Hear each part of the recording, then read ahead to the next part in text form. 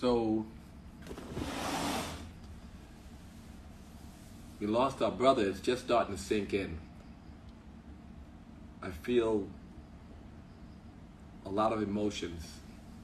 I have a story, a number of stories, but I'll tell one.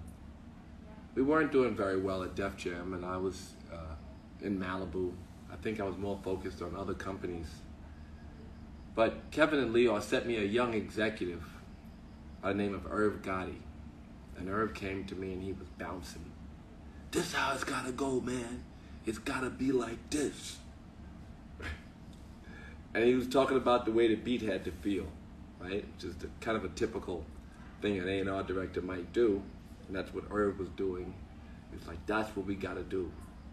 And I remember getting on the Stairmaster and he started to talk. And I remember staying on the Stairmaster for an hour, which was almost double what I usually did 40 minutes or so. So for an hour I interviewed this young man, and of course Leo and Kevin already had their minds set on hiring him, so I approved him and he went to work. And I kept thinking about the way the music had to sound, the way he was animated and excited. And then not too long after that, I remember doing an interview on Hot 97, and I heard a record by the Lox. And there's a part in the record, and most of you hip-hop fans know it, he said, "Niggas talking shit, back the truck up." I was like, wow, what is this? And then he wasn't a member of the Lox, and I called the office and I said, "I just heard the most amazing vocalist." And Leo said, "Oh, he's signed to us." So I went to the office and I heard "Get At Me, Dog." And it was, to me, so special because Def Jam was built and based on loud, aggressive, abrasive music and vocals to match. That's what we were, loud, we were alternative. And that was the most alternative record I had heard in our office for a long time.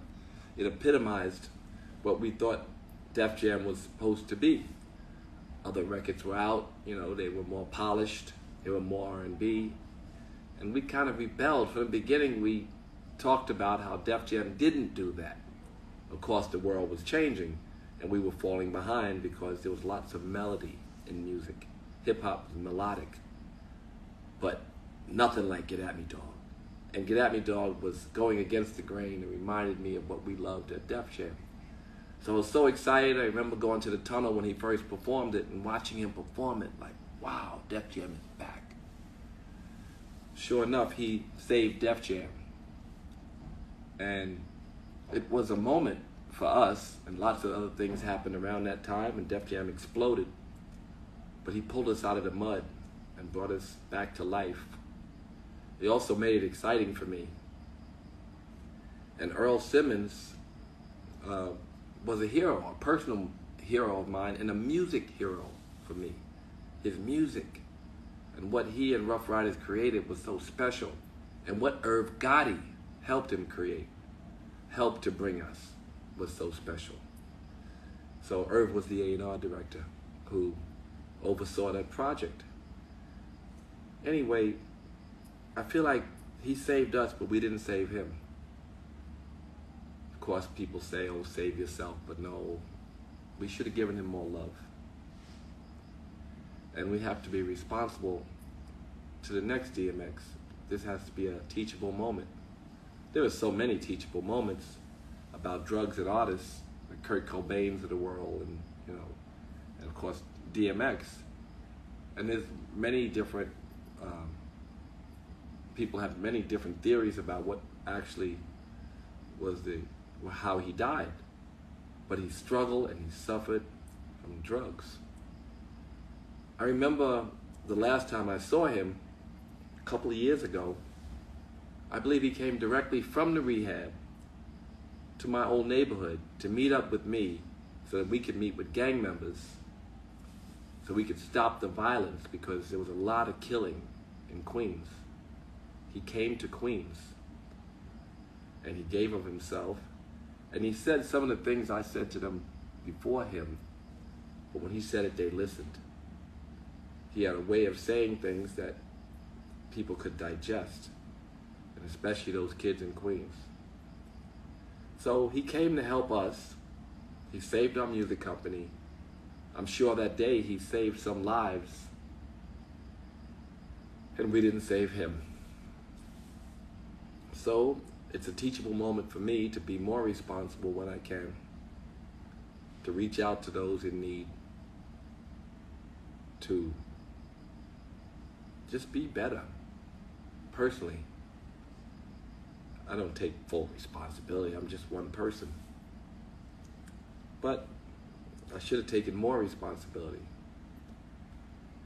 And he's going to now leave us a legacy of one of the greatest music artists, certainly 70 million records, and changing the way we sounded and reaffirming Def Jam's place in history and having a heart of gold.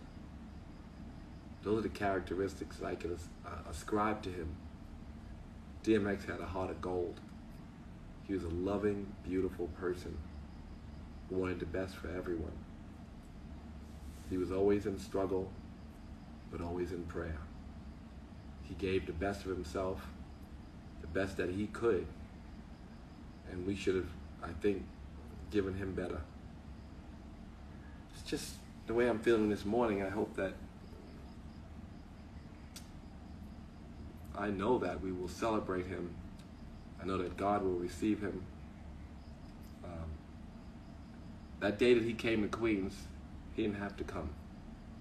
I remember the enthusiasm that he had when he knew that he could affect the lives of others.